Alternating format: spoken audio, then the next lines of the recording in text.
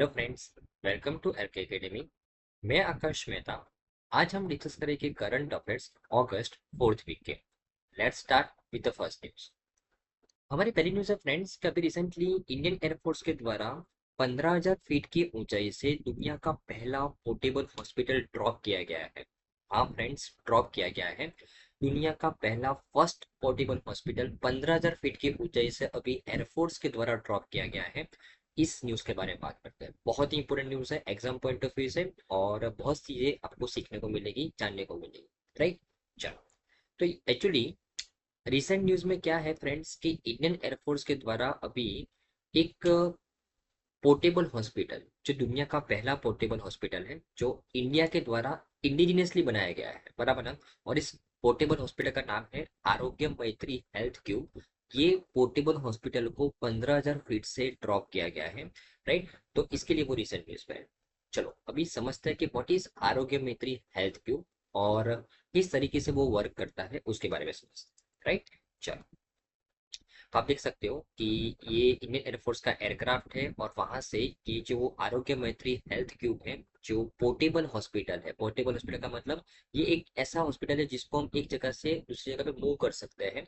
Right, तो ये आरोग्य मैत्री हेल्थ क्यूब को अभी 15,000 फीट की ऊंचाई से यहाँ पे ड्रॉप किया गया है इंडियन एयरफोर्स के द्वारा सक्सेसफुली। Right, okay. और अगर मैं इस आरोग्य मैत्री हेल्थ क्यूब के बारे में बात करूं फ्रेंड्स, तो ये आरोग्य मैत्री हेल्थ क्यूब ये दुनिया का पहला पोर्टेबल हॉस्पिटल है, क्योंकि उसको हम एक जगह से दूसरी जगह पे मूव कर सकते हैं। ये जो पोर्टेबल हॉस्पिटल है उसको डिजाइन किया गया है indigenously under the project Bhishma. नाम याद रखना है, भीष्म प्रोजेक्ट के अंडर में हमने इस आरोग्य मैत्री हेल्थ क्यूब को डिजाइन किया है। भीष्म का फुल फॉर्म क्या है? भारत हेल्थ इनिशिएटिव फॉर सहयोग हित एंड मैत्री। भारत हेल्थ इनिशिएटिव फॉर सहयोग हित एंड मैत्री, ये भीष्म का फुल फॉर्म है। और इसी प्रोजेक्ट के अंडर में हमने इस आरोग्य मैत्री हेल्थ को बनाया है। राइट, इस हेल्थ क्यूब के अंदर क्या है फ्रेंड्स, तो इस हेल्थ क्यूब के अंदर मेडिकल इक्विपमेंट्स हैं और सप्लाईज है, such as a mini ICU, operation theatre, a cooking station, food water, a power generator, blood test equipment, power generator and X ray machine, और बहुत सारी अलग अलग चीजें हैं जहाँ पे हम पेशेंट को ट्रीट कर सकते हैं। Right, okay. अगर मैं उसके डिजाइन के बारे में बात करूं, तो ये Arogya Mitri health cube cage includes 3 frame. ये जो आरोग्य मित्री हेल्थ क्यूब का जो केज है उसके अंदर 3 फ्रेम है, और हर एक फ्रेम के अंदर 12 मिनी क्यूब्स है। अभी अगर मैं इसको डिटेल में समझाऊं, तो देखो फ्रेंड्स, अगर मैं इस हेल्थ क्यूब को, अगर हम उसका आउटव्यू देखें, तो ऐसा दिखता है। राइट ना, ये क्यूब ऐसा दिख रहा है। और इस क्यूब के अंदर उसके एक केज के अंदर 3 फ्रेम है। देखो, एक केज के अंदर ऐसे करके 3 फ्रेम है, ये उसका एक केज है। और ये जो बड़ा सा हेल्थ क्यूब है उसके अंदर एक केज के अंदर 3 फ्रेम है, और ये हर एक फ्रेम के अंदर टोटल मिला के कितने क्यूब्स हैं? 3, 6, 9 और 12 क्यूब्स है। कितने क्यूब्स हैं? 12 मिनी क्यूब्स है। तो यहाँ पे एक बड़ा सा हेल्थ क्यूब है, बड़ा सा आरोग्य मित्र हेल्थ क्यूब है, उसके अंदर एक केज के अंदर टोटल मिला के 3 फ्रेम है। ये फ्रेम नंबर 1, ये फ्रेम नंबर 2 और फ्रेम नंबर 3। और हर एक फ्रेम के अंदर टोटल मिला के 12 मिनी क्यूब है। तो इसमें 12 मिनी क्यूब, इसमें 12 मिनी क्यूब और इसमें 12 मिनी क्यूब। टोटल मिला के एक केज में कितने मिनी क्यूब्स हो गए फ्रेंड्स? 36। और ऐसे करके दो, एक क्यूब के अंदर दो दो केज है, तो एक केज में 36 तो दूसरे केज में भी 36। टोटल मिला के कितने केज मिनी क्यूब्स हो गए? 72 मिनी क्यूब्स हो गए एक हेल्थ क्यूब के अंदर, आरोग्य मित्र क्यूब के अंदर, बराबर ना। ओके, तो आरोग्य मित्री cube cage includes the 3 frames, each containing the 12 mini cubes. The cage can fit in 36 mini cubes. एक केज के अंदर 36 मिनी क्यूब आता है, और including almost everything that can be packed for the survival for the period of 48 hours for 100 survivors. तो ये जो 36 mini cubes के अंदर ऐसी सभी चीजें हैं फ्रेंड्स कि जिसमें हम 100 सर्वाइवर्स को ट्रीट कर सकते हैं 48 आवर्स के अंदर। राइट, और इसकी डिजाइन ऐसी है कि ऐसे 2 केजीज हम इसके अंदर फिट कर सकते हैं, मतलब टोटल मिला के 72 क्यूब्स को हम इसके अंदर फिट कर सकते हैं। मतलब टोटल मिला के हम 200 सर्वाइवर को 48 आवर्स के लिए ट्रीट कर सकते हैं इस क्यूब के माध्यम से, बराबर ना, इस पोर्टेबल हॉस्पिटल के माध्यम से। Okay, right. और ये जो मिनी क्यूब्स है, हर एक मिनी क्यूब है वो ड्यूरेबल है और वाटरप्रूफ है, are design to open in different configurations. तो वो कोई भी कॉन्फ़िगरेशंस के अंदर वो ओपन हो सकते हैं। वाटरप्रूफ है, ड्यूरेबल है, हर एक मिनी क्यूब वाटरप्रूफ और ड्यूरेबल है friends. These cubes are very light and portable. जो मिनी क्यूब्स है वो बहुत ही लाइट और पोर्टेबल है and can be carried by the single person, a messenger bag, as a trolley और एज अ ब्रीफ केस, और even transported through the drone. तो इतने पोर्टेबल, इतने लाइट है हर एक मिनी क्यूब कि हम एक सिंगल व्यक्ति भी इसको कैरी कर सकता है एक मैसेंजर बैग के अंदर या तो फिर ट्रॉली बैग के अंदर। राइट।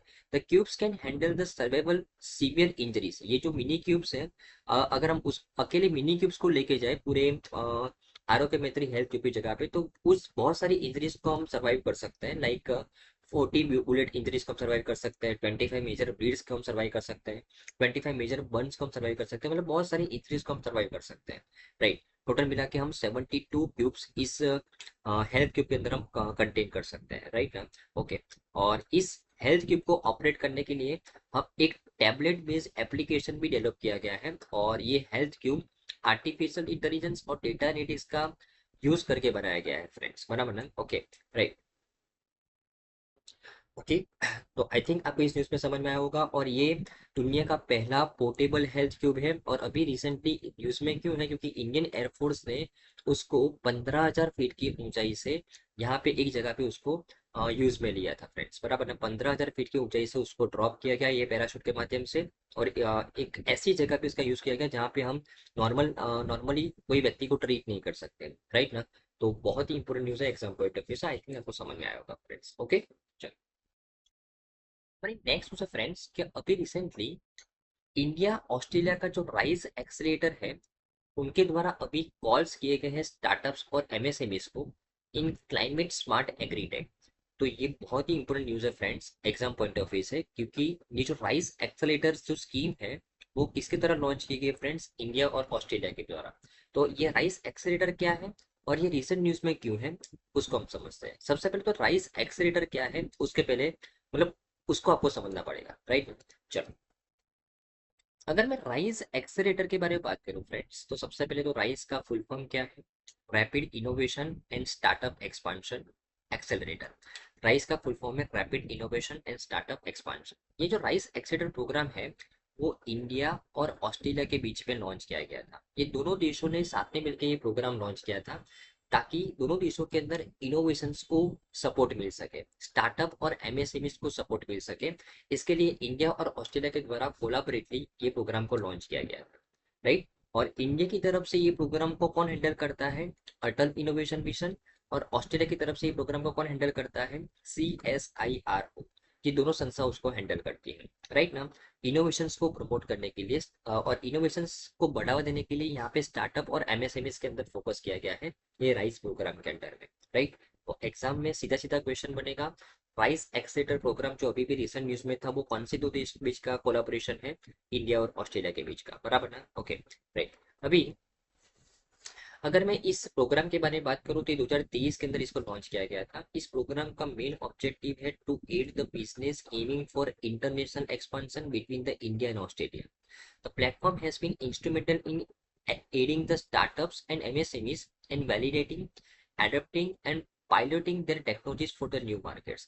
तो यहाँ पे स्टार्टअप्स और एमएसएमईज को इस प्रोग्राम के अंदर में हेल्प किया जाता है ताकि वो जो नए इमर्जिंग मार्केट्स है उसके अंदर वो डेवलप हो सके। राइट। फोकस थीम क्या है इस प्रोग्राम की, वो कौन से स्टार्टअप्स और एमएसएमईज को हेल्प करता है, तो क्लाइमेट स्मार्ट एग्रीकल्चर के ऊपर जो स्टार्टअप्स काम कर रही है, क्लीन एनर्जी के ऊपर जो स्टार्टअप्स और एमएसएमईज काम कर रहे हैं, सर्कुलर इकोनॉमी और वेस्ट मैनेजमेंट के ऊपर जो काम कर रहा है, क्लाइमेट स्मार्ट मोबिलिटी के ऊपर जो काम कर रहा है, ऐसी स्टार्टअप्स और एमएसएमईज को यहाँ पे सपोर्ट किया जा रहा है, बराबर ना, इस एक्सीलेटर प्रोग्राम के अंडर में, जिसको 2023 में लॉन्च किया गया।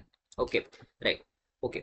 अभी ये रिसेंट न्यूज में क्यों है फ्रेंड्स, क्योंकि इसी एक्सीलेटर प्रोग्राम के अंडर में अभी रिसेंटली अटल इनोवेशन मिशन और CSIRO जो दो संस्था ये प्रोग्राम को हैंडल कर रही है, उन्होंने अभी एप्लीकेशंस को इनवाइट किया है।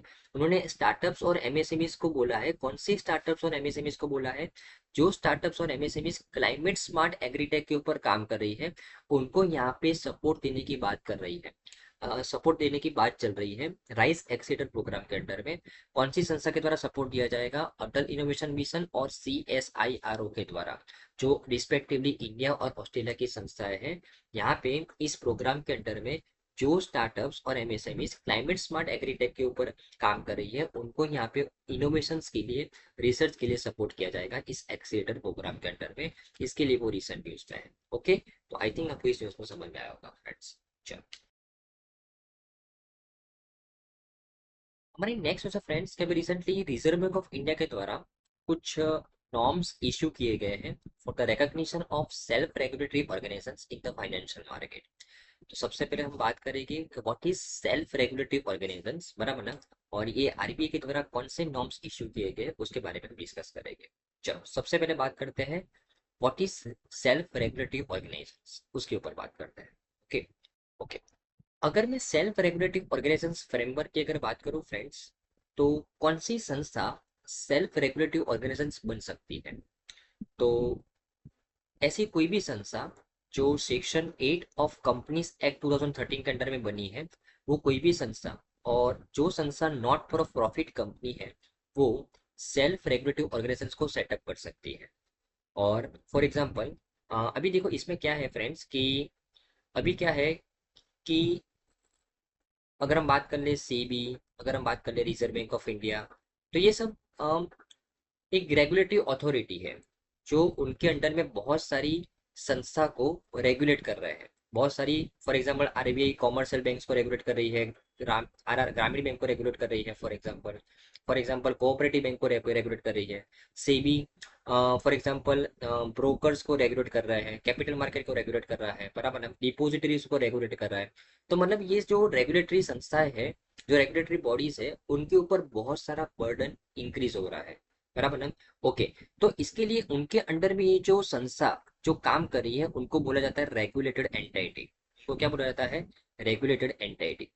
तो उनको अभी पावर दिया गया है कि कोई भी रेगुलेटेड एंटिटी वो अपने कैंपस के अंदर, मतलब अपनी कंपनी के अंदर सेल्फ रेगुलेटिव ऑर्गेनाइजेशंस डेवलप कर सकते हैं, ताकि जो काम अभी तक सेबी और RBI करते थे, जो रिपोर्ट वो अभी तक सेबी और RBI को देते थे, वो रिपोर्ट अभी अपने ही संस्था सेल्फ रेगुलेटिव ऑर्गेनाइजेशंस को दे दे, ताकि ये सेबी और RBI का काम कम हो जाए फ्रेंड्स, बराबर ना। तो यहाँ पे RBI के द्वारा बोला गया है कि कौन सी संस्था सेल्फ रेगुलेटिव ऑर्गेनाइजेशंस डेवलप कर सकती है अपने ही कैंपस के अंदर, अपनी ही कंपनी के अंदर। तो ऐसी कोई भी कंपनी जो सेक्शन 8 ऑफ कंपनीज एक्ट 2013 के अंदर में एस्टेब्लिश की गई है, वो कंपनी, और वो नॉट फॉर प्रॉफिट कंपनी होनी चाहिए, तभी वो कंपनी अपने ही कैंपस में self regulative organisations frame develop कर सकती है। लेकिन वो कंपनी का जो मिनिमम नेट वर्थ है वो कितना होना चाहिए? 10 करोड़ होना चाहिए। कितना होना चाहिए? 10 करोड़ होना चाहिए। अगर वो दो कंडीशन का पालन कर रही है, तभी जाके वो अपने कैंपस में सेल्फ रेगुलेटिव ऑर्गेनाइजेशन को डेवलप कर सकती है, राइट। रिस्पॉन्सिबिलिटी क्या होगी? तो ये जो कंपनीज जो जो अपने आप में सेल्फ रेगुलेटिव ऑर्गेनाइजेशन को डेवलप करेगी, उनकी रिस्पॉन्सिबिलिटी ये होगी, वो RBI को इन्फॉर्म करेगी about the development in the sector on the regular basis, carry out the any work assigned to it by the RBI, submit an annual report to the RBI। तो ये सब काम करना पड़ेगा उस सेल्फ रेगुलेटिव ऑर्गेनाइजेशन। सिंपल, मतलब जो काम अभी तक RBI खुद करता था, उसने अभी ये काम अपने अंडर में ये SRO को सौंप दिया है। बाद में वो जस्ट रिवोल्यूट करेगा, बस सिंपल, बराबर है। Okay, right. और रेगुलेटेड एंटिटीज किसको बोलते हैं फ्रेंड्स? जो जो भी एंटिटी रेगुलेटेड अथॉरिटी के अंडर में आती है, फॉर एग्जांपल RBI के अंडर में जितनी भी संस्था काम करती है उसको बोलते हैं रेगुलेटेड एंटिटीज। सेबी के अंडर में जितनी भी संस्था काम करती है उसको बोलते हैं रेगुलेटेड एंटिटीज। तो ये सब रेगुलेटेड एंटिटीज होती है, बराबर ना। और रेगुलेटेड एंटिटीज का रोल क्या होता है? तो फाइनेंशियल स्टेबिलिटी को मेंटेन करना, कंप्लायंस को इंश्योर करना with the regulations, conduct the due diligence, implement the measures to prevent the financial crimes. तो ये सब रिस्पॉन्सिबिलिटी होती है रेगुलेटेड एंटिटीज की। और वो अपनी रिस्पॉन्सिबिलिटी को अच्छे से निभा रहे हैं कि नहीं निभा रहे, वो कौन चेक करेगा? उसी रेगुलेटिंग एंटिटीज के अंडर में एक संस्था बनाई जाएगी, सेल्फ रेगुलेटिव ऑर्गेनाइजेशंस। ये उनको इवोल्यूट करेगा और ये रिपोर्ट किसको देगा? RBI और सेबी जैसे regulated entities, sorry regulated body को देगा। सिंपल, बराबर ना। Okay, right. तो न्यूज क्या थी फ्रेंड्स कि RBI ने अभी नॉर्म्स इश्यू किए हैं कि एक सेल्फ रेगुलेटरी ऑर्गेनाइजेशन कौन बना सकता है। तो मैंने आपको बताया कि जो भी संस्था जिसकी मिनिमम नेटवर्थ 10 करोड़ हो, और जो भी संस्था कंपनीज एक्ट के अंडर में एस्टेब्लिश हुई है वो अपने कैंपस के अंदर सेल्फ रेगुलेटरी ऑर्गेनाइजेशन को बना सकता है, बराबर ना? Okay, right. तो ये आरबीआई के द्वारा नॉर्म्स इशू किए गए हैं। और ये जो सेल्फ रेगुलेटरी ऑर्गेनाइजेशन है उसको क्यों डेवलप किया जा रहा है, उसके रिगार्डिंग ये नॉर्म्स और रेगुलेशंस क्यों डेवलप किए जा रहे हैं? तो जैसे मैंने आपको बताया कि अगर regulated entities, number of regulated entities बढ़ रही है, लेकिन उसके सामने जो स्टैंडर्ड्स उनको फॉलो करने हैं वो लैक हो रहे हैं, तो उसको एड्रेस करने के लिए यहाँ पे सेल्फ रेगुलेटरी ऑर्गेनाइजेशंस को बनाने की बात चल रही है, ताकि रिजर्व बैंक ऑफ इंडिया और सेबी जैसी जो रेगुलेशन अथॉरिटी है उनका बर्डन कम हो जाए। ये self regulatory organisations can develop, promote and enforce the industry standards and best practices, enhancing the self regulation in the financial market। तो यही पर्सपेक्टिव से इस सेल्फ रेगुलेटरी ऑर्गेनाइजेशन को डेवलप करने की बात चल रही है, बराबर ना? ओके, तो आई थिंक आपको समझ में आया होगा friends what is a self regulatory organisations, और आरबीआई ने कौन से नॉर्म्स इशू किए वो आपको ध्यान में रखना है। रेगुलेटेड एंटिटीज किसको बोलते हैं वो भी आपको समझ में आया होगा फ्रेंड्स। ओके, हमारी नेक्स्ट न्यूज है फ्रेंड्स जन पोषण केंद्र के बारे में। बहुत इंपोर्टेंट न्यूज है एग्जाम पॉइंट ऑफ व्यू से, चलो समझते हैं। तो रिसेंटली न्यूज में क्यों है, तो union minister of consumer affairs, food distribution and public ने लॉन्च किया है एक pilot project for transformation of 60 fair price shops into the जन पोषण केंद्र। एक्चुअली हमारे जो यूनियन मिनिस्टर है कंज्यूमर अफेयर्स, फूड डिस्ट्रीब्यूशन और पब्लिक के द्वारा लॉन्च किया गया है एक पायलट प्रोजेक्ट।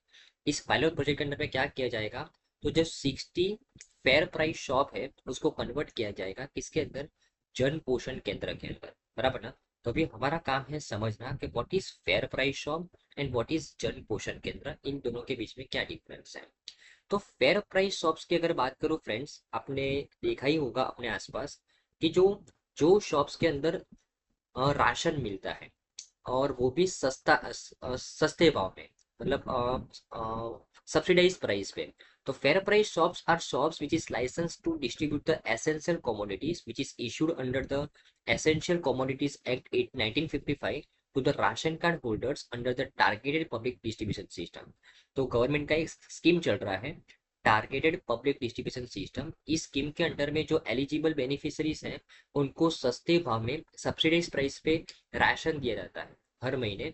और ये जो एलिजिबल बेनिफिशरीज है उनके पास क्या होना चाहिए, राशन कार्ड होना चाहिए। तो ये जो राशन कार्ड होल्डर्स है, जो एलिजिबल बेनिफिशरीज है, उनको टारगेटेड पब्लिक डिस्ट्रीब्यूशन सिस्टम के अंडर में जो फ्री में या तो फिर सब्सिडाइज प्राइस पे जो राशन दिया जाता है वो कौन सी शॉप से दिया जाता है, फेयर प्राइस शॉप से दिया जाता है। तो गवर्नमेंट ने बहुत सारी फेयर प्राइस शॉप्स को लाइसेंस दिया है कि वो उनके माध्यम से गवर्नमेंट के द्वारा जो दिया गया है अनाज वो एलिजिबल बेनिफिशरीज तक पहुंचाए, बराबर ना? और अगर मैं जन पोषण केंद्र की बात करूं, तो ये जो फेयर प्राइस शॉप है ना फ्रेंड्स, उसमें जो एसेंशियल कमोडिटीज है लाइक व्हीट, राइस, जो नॉर्मली वही मिलता है राशन के तौर पे। तो ये जो फेयर प्राइस शॉप के जो ऑनर है, तो उनके पास बहुत लिमिटेशन हो जाती है कि वो अपनी दुकान में मात्र ऐसे ही चीजों को बेच सकते हैं कि जो एसेंशियल कमोडिटीज एक्ट के अंडर में आता है। और इसकी वजह से क्या होता है कि उनकी इनकम इतनी बढ़ नहीं पा रही है। तो अभी गवर्नमेंट ने क्या बोला है कि ये जो फेयर प्राइस शॉप है उनको हम किस में कन्वर्ट कर रहे हैं, जन पोषण केंद्र के अंदर। तो इस जन पोषण केंद्र क्या होगा, तो Jan Poshan Kendra will offer a diverse range of nutrition rich food items to consumer as well as provide an additional source of income to the fair price shop dealers. तो यहाँ पे ये जन पोषण केंद्र के माध्यम से जो फेयर प्राइस शॉप के जो डीलर थे वो गवर्नमेंट के द्वारा जो न्यूट्रिशनल चीजों को बेचा जा रहा है, जो रेशन को बेचा जा रहा है एलिजिबल बेनिफिशरीज को, वो तो बेचा ही जाएगा ये जन पोषण केंद्र के अंदर। लेकिन उसके अलावा ये जो जन पोषण केंद्र के जो ऑनर्स है, बराबर, वो एडिशनल चीजों को भी बेच सकते हैं, बराबर ना? तो यहाँ पे गवर्नमेंट ने बोला है कि उनको एटलीस्ट 50% न्यूट्रिशनल चीजों को बेचना पड़ेगा, बराबर ना? जो पहले वो फेयर प्राइस शॉप में बेचते थे, और बाकी का 50% वो कोई भी चीज बेच सकते हैं ताकि उनकी भी इनकम बढ़ सके। तो ये इसके लिए उनको किसका लाइसेंस लेना पड़ेगा फ्रेंड्स, जन पोषण केंद्र का लाइसेंस लेना पड़ेगा।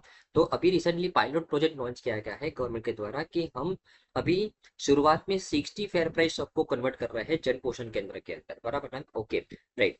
तो फेयर प्राइस शॉप जो पहले थी, जहाँ पे फेयर प्राइस शॉप के ऑनर को बहुत ही लिमिटेड इनकम होती थी, अभी उनको डाइवर्स किया गया है। और उनको बोला गया कि भाई जो चीज पहले आप बेचते थे वो आप 50% तो बेचना ही पड़ेगा, लेकिन बाकी के 50% आप कोई भी एडिशनल चीजें बेच सकते हो, बराबर ना। और ये जो पायलट प्रोजेक्ट है वो सबसे पहले गुजरात, राजस्थान, तेलंगाना और उत्तर प्रदेश के अंदर कंडक्ट किया जाएगा, सिंपल, बराबर ना। तो आई थिंक आपको इस न्यूज में समझ में आया होगा फ्रेंड्स। ओके, अभी अगर मैं पब्लिक डिस्ट्रीब्यूशन सिस्टम की बात करूं, अभी जो जैसे हमने बात की कि टारगेटेड पब्लिक डिस्ट्रीब्यूशन सिस्टम के अंदर में जो राशन मिलता है, वो राशन को हम फेयर प्राइस शॉप से कलेक्ट कर सकते हैं। कौन कलेक्ट कर सकता है? जो एलिजिबल बेनिफिशियरी है, जिनके पास राशन कार्ड है, वो लोग यहाँ से सस्ते दाम पे ये अनाज को परचेस कर सकते हैं। देखिए, ये जो पब्लिक डिस्ट्रीब्यूशन सिस्टम है वो एक गवर्नमेंट स्पॉन्सर्ड शॉप है, ये जो हम फेयर प्राइस शॉप की जो बात कर रहे हैं।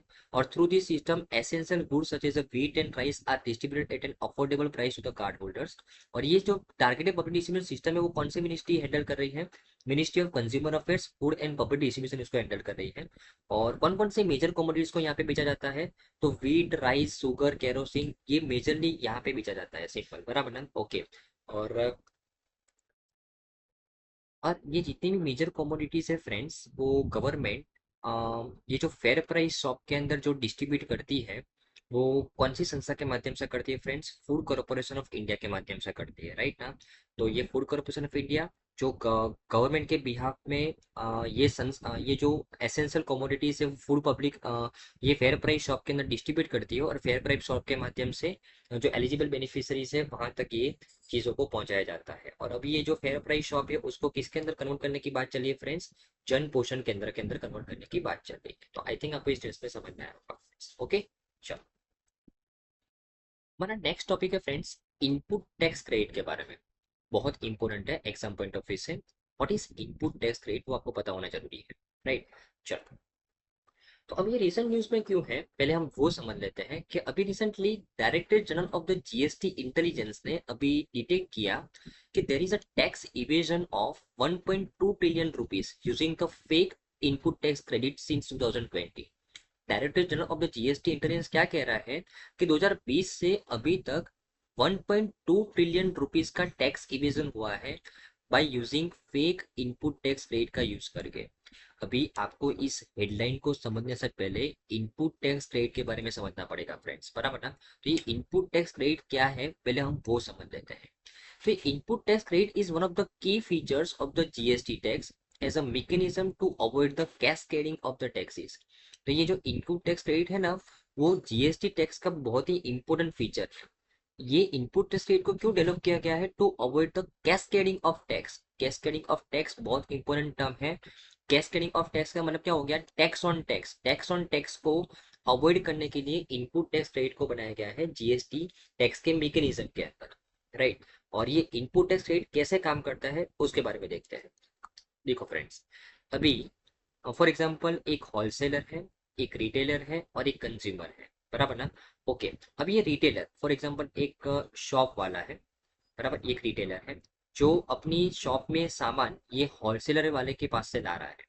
फॉर एग्जाम्पल वो 1 लाख रुपए का सामान लाया, और ये 1 लाख रुपए का सामान लाया जब होलसेलर के पास से, तब उसने जीएसटी भी पे किया होगा। फॉर एग्जाम्पल मान लेते हैं कि 10,000 का उसने जीएसटी पे किया। कितना पे किया?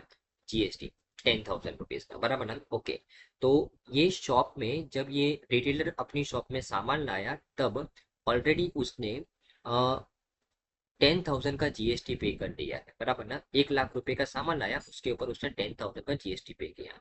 अभी ये सामान, यही सामान वो कंज्यूमर को बेच रहा है, कंज्यूमर को बेच रहा है।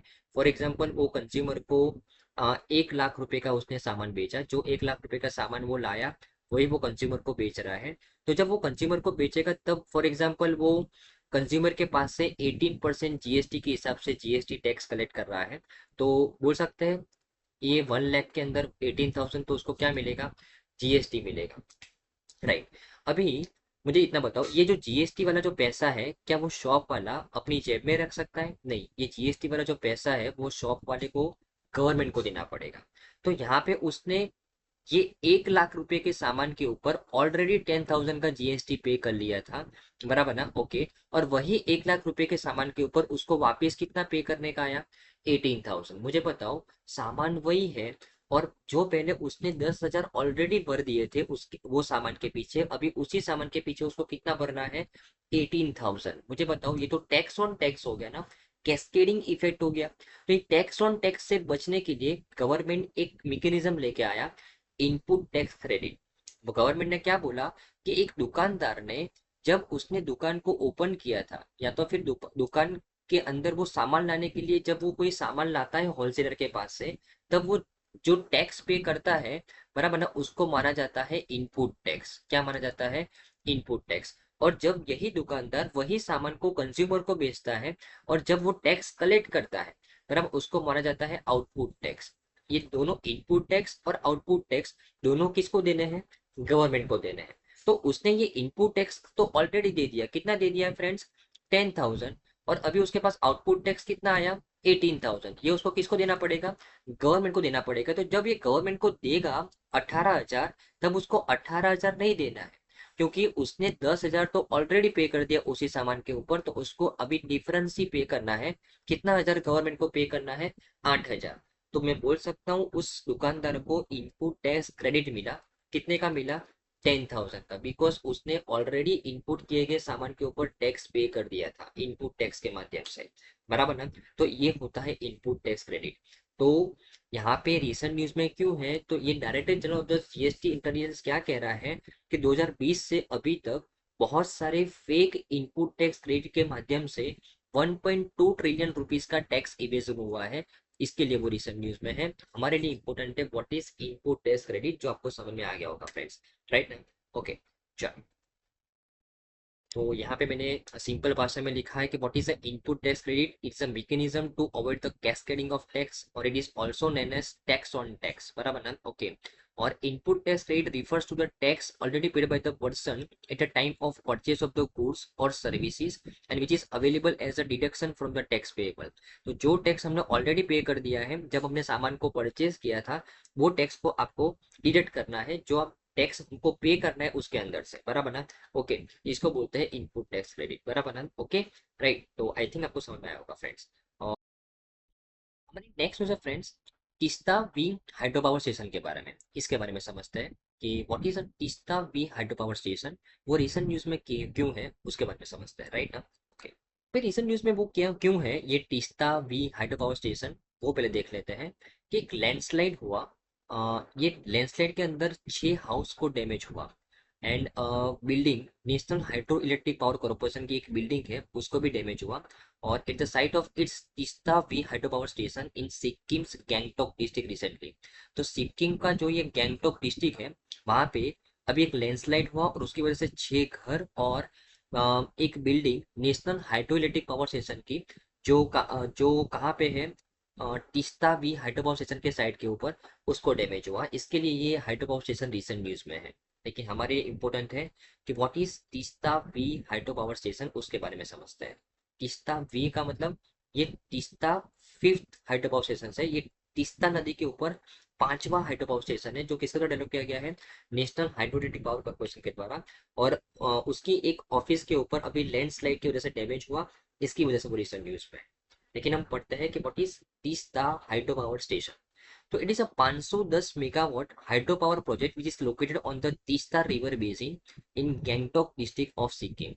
एग्जाम पॉइंट ऑफ व्यू से इंपॉर्टेंट है कि अभी recently Teesta hydro power station अभी रिसेंट न्यूज में है।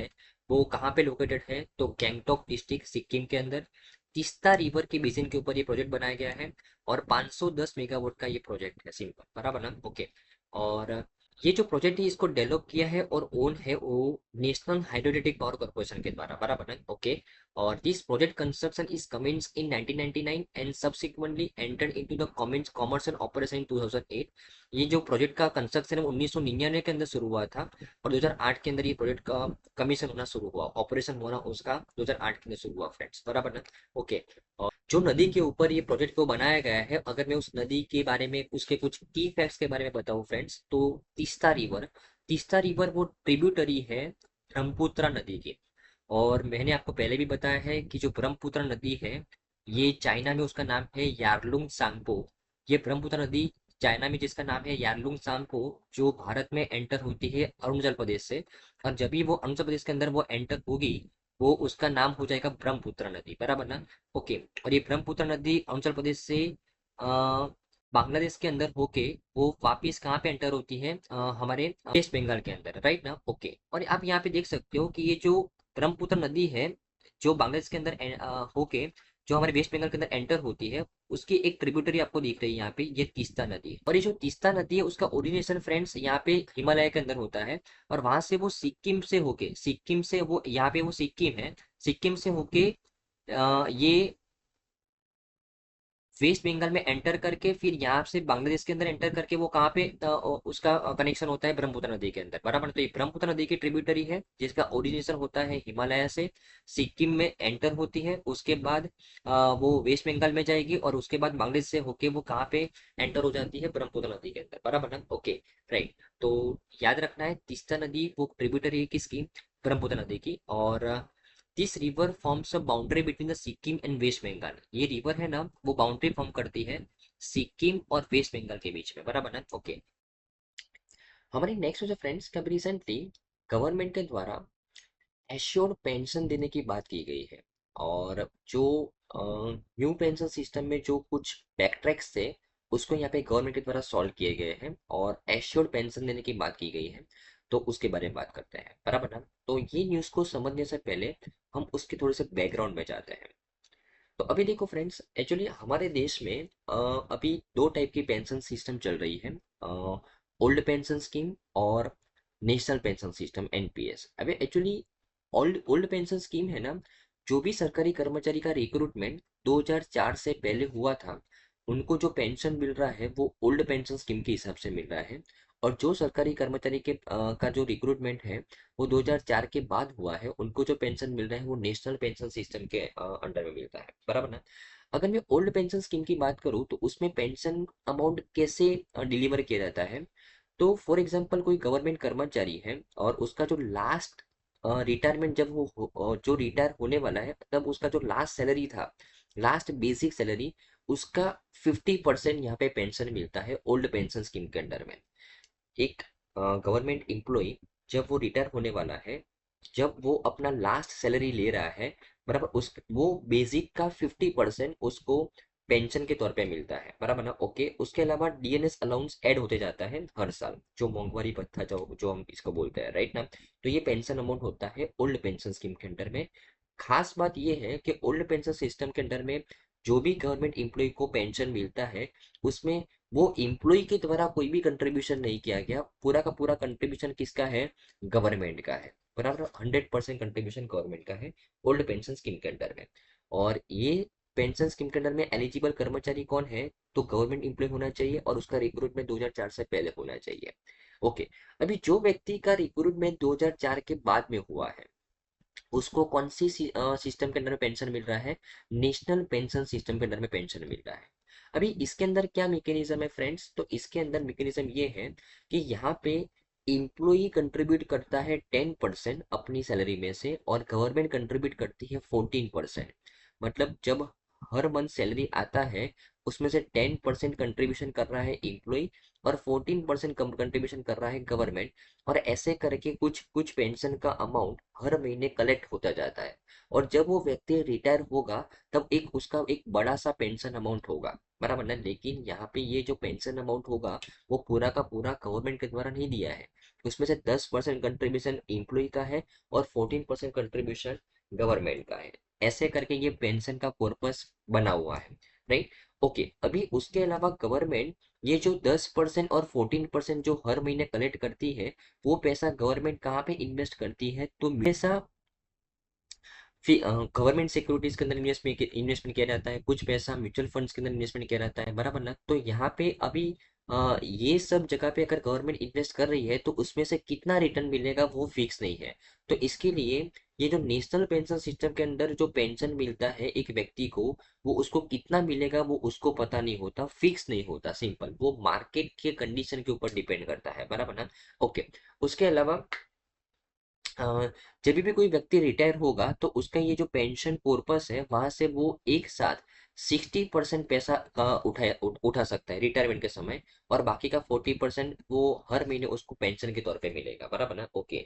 और ऐसा नहीं है कि ये सिस्टम के अंडर में, नेशनल पेंशन सिस्टम के अंडर में मात्र गवर्नमेंट एम्प्लॉइज ही पेंशन ले सकते हैं। कोई भी इंडियन सिटीजन जिसकी एज 18 से 70 के बीच में है, वो एलिजिबल होता है ये स्कीम के अंडर में पेंशन लेने के लिए, क्योंकि यहाँ पे कंट्रीब्यूशन उसको करना है 10%। और बाकी, हाँ, अभी जब वो अगर गवर्नमेंट एम्प्लॉय नहीं होगा तो उसमें गवर्नमेंट कंट्रीब्यूशन नहीं करेगी, मात्र उसको ही कंट्रीब्यूशन करना पड़ेगा, बराबर ना? ओके। और ये जो एनपीएस है वो किसके ऊपर लागू नहीं होता? Arm forces, because arm forces के ऊपर अभी भी कौन सा सिस्टम लागू हो रहा है? ओल्ड पेंशन सिस्टम लागू हो रहा है, ध्यान में रखना है। Okay, right. तो ये तो है ओपीएस, ओल्ड पेंशन सिस्टम। 2004 से पहले जो रिक्रूट हुए तो उसके लिए, 2004 के बाद जो रिक्रूट हुए उसके लिए कौन सा सिस्टम लागू हो रहा है? एनपीएस, नेशनल पेंशन सिस्टम, या तो फिर न्यू पेंशन स्कीम। और अभी गवर्नमेंट ने कौन सा सिस्टम लॉन्च किया है? UPS, unified pension system. Unified pension system. अब ये यूनिफाइड पेमेंट सिस्टम में पेंशन कैसे दिया जाएगा? तो यहाँ पे भी जो इम्प्लॉई है उसको अपने सैलरी का 10% कंट्रीब्यूट करना है, और गवर्नमेंट को 18.5%। जो एनपीएस में 14% कंट्रीब्यूशन था गवर्नमेंट का, उसकी जगह पे यहाँ पे गवर्नमेंट का कंट्रीब्यूशन बढ़ाया गया है। कितना किया गया है? 18.5%, बराबर? ओके। अभी इम्प्लॉय का 10%, गवर्नमेंट का 18.5%, ऐसे करके हर महीने कलेक्शन यहाँ पे कलेक्ट होगा पेंशन का। और जब वो व्यक्ति रिटायर होगा तब उसका एक बड़ा सा कॉर्पस होगा यहाँ पे पेंशन का, बराबर? ओके। और ये जो कॉर्पस है वहां से ही उस व्यक्ति को अपने, जब वो रिटायर हुआ था, फॉर एग्जाम्पल वो 2024 में रिटायर हुआ फॉर एग्जाम्पल, बराबर ना? तो उसको लास्ट ये पूरे 12 महीने के अंदर 2023 से लेकर 2024 तक ये जो 12 महीने के अंदर जो बेसिक एवरेज सैलरी मिला, उसका 50% पेंशन उसको एश्योर्ड पेंशन मिलेगा, बराबर ना? तो 2023 से लेकर 2024 तक का ये जो एक साल का समय है, उसका जो एवरेज सैलरी है उसका 50% उसको एश्योर्ड पेंशन मिलेगा। जो एश्योर्ड पेंशन एनपीएस में नहीं मिलता था वो यहाँ पे एश्योर्ड पेंशन मिलेगा, लेकिन लास्ट एक साल का एवरेज सैलरी उसका 50%, बराबर ना? ओके। और ये 50% किसको मिलेगा? जिसने मिनिमम 25 साल सरकारी नौकरी की है उसको मिलेगा, लेकिन जिसकी नौकरी 25 साल से कम है उसको मिनिमम 10,000 रुपया पेंशन मिलेगा। ऐसा यहाँ पे इस सिस्टम के अंदर बोला गया है, बराबर ना? ओके। अलावा ये यूपीएस के अंदर एश्योर्ड फैमिली पेंशन देने की भी बात की गई है, कि अगर वो व्यक्ति जिसको पेंशन जो पेंशन के लिए एलिजिबल है, अगर वो उसकी डेथ हो जाती है तो उसके फैमिली मेंबर को भी 60% पेंशन मिलेगा। कितना मिलेगा फ्रेंड्स? 60% एश्योर्ड पेंशन मिलेगा, ध्यान में रखना है, बराबर ना? ओके। तो ये स्कीम के अंडर में यूनिफाइड पेंशन सिस्टम के अंडर में कुछ बेनिफिट्स ओपीएस के रखे गए हैं और कुछ बेनिफिट्स एनपीएस के रखे गए हैं, और दोनों को मिला के कौन सा सिस्टम डिजाइन किया है? यूनिफाइड पेंशन सिस्टम डिजाइन किया है, और जो लागू होगा 1 अप्रैल से, फ्रेंड्स, बराबर है? तो आई थिंक आपको इस न्यूज़ में अच्छे समझ में आया होगा, friends. Okay, right. Thank you friends, I think आज की तमाम न्यूज़ में आपको अच्छे समझ में आया होगा। Thank you friends, bye.